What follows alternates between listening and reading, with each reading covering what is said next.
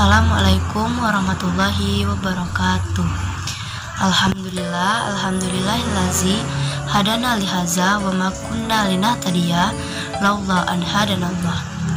Asyhadu an la ilaha illallah wa asyhadu anna Muhammadan abduhu wa rasuluh la nabiyya ba'da amma ba'du.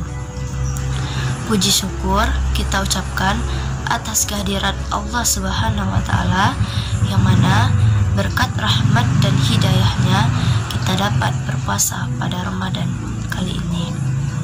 Salawat beriringan salam tidak lupa pula kita sanjungkan buat baginda Rasulullah Muhammad SAW. Baiklah, pada kesempatan kali ini saya akan menyampaikan ceramah yang berjudul adab menggunakan media sosial. Pada saat ini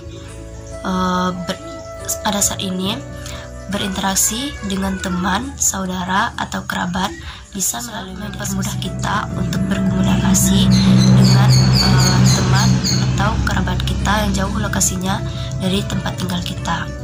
Sebelum masuk kepada adab menggunakan media sosial, alangkah baiknya kita mengetahui apa media sosial itu. Media sosial adalah sebuah jaringan yang yang banyak digunakan oleh masyarakat untuk berinteraksi dan berbagi. Jaring sosial merupakan bentuk media sosial yang paling banyak digunakan oleh masyarakat di seluruh dunia ini. Media sosial mengenalkan kita kepada dunia maya.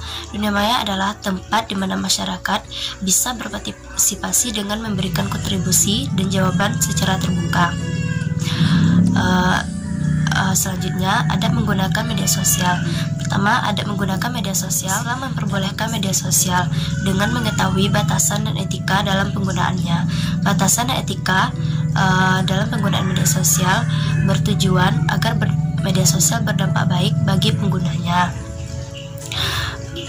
Adab menggunakan media sosial dalam Islam diantaranya: pertama, merasa diawasi oleh Allah Subhanahu wa taala. Ketika kita mengupload, mengunduh, membagi dan menulis informasi, kita diawasi oleh Allah Subhanahu wa taala. Sebab semua hal itu akan minta pertanggungjawabannya di hari akhir nanti.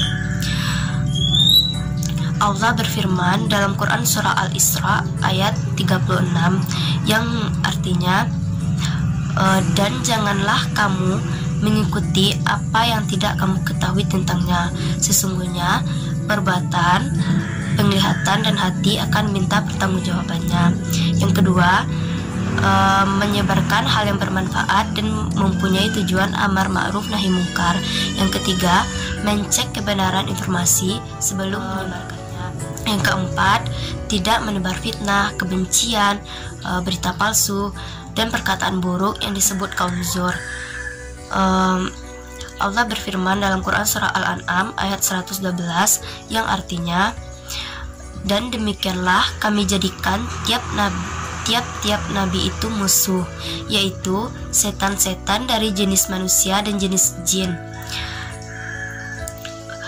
Sebagian mereka membisikkan kepada sebagian yang lain dengan perkataan-perkataan yang indah untuk menipu manusia. Jikalau Tuhanmu menghendaki, niscaya mereka tidak mengerjakannya, maka tinggalkanlah mereka dan apa yang mereka ada-adakan. Yang kelima, tidak digunakan untuk mencaci maki orang lain. Yang keenam, tidak digunakan untuk berbuat maksiat. Yang ketujuh, meminta maaf dan menjelaskan kesalahan apabila menyebarkan berita palsu. Kedelapan, bersifat sopan dalam berkomunikasi dengan orang lain. Sembilan, tidak mengomentari suatu informasi yang belum diketahui, yang belum dipahami. Yang kedua, adab menggunakan media sosial dalam kehidupan sehari-hari. Yang pertama, menggunakan media sosial secara bijak agar tidak menjadi pecandu jejaring sosial. Yang kedua, menggunakan media sosial sebagai metode pembelajaran daring. Yang ketiga, membuat grup sebagai sarana pembelajaran dan informasi yang bermanfaat. Yang keempat, menggunakan media sosial dengan baik untuk menunjang produktivitas. Yang kelima,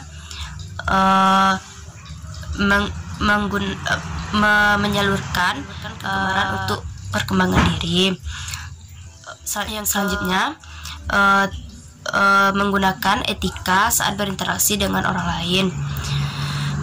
Allah berfirman dalam Quran surah Al-Furqan ayat 36 yang berbunyi A'udzubillahi minasyaitonir rajim. Bismillahirrahmanirrahim. Wa ma arsalnaka illa mubasyiran wa naziran, yang artinya, dan tidaklah kami mengutus kamu untuk pembawa kabar gembira dan pemberi peringatan. Ketujuh, mencantumkan sumber informasi jika membagikan hasil karya orang lain. Nah, dalam menggunakan media sosial tentu saja ada dampak positif dan dampak negatifnya. Dampak positif menggunakan media sosial diantaranya: pertama, sebagai sarana mengembangkan keterampilan.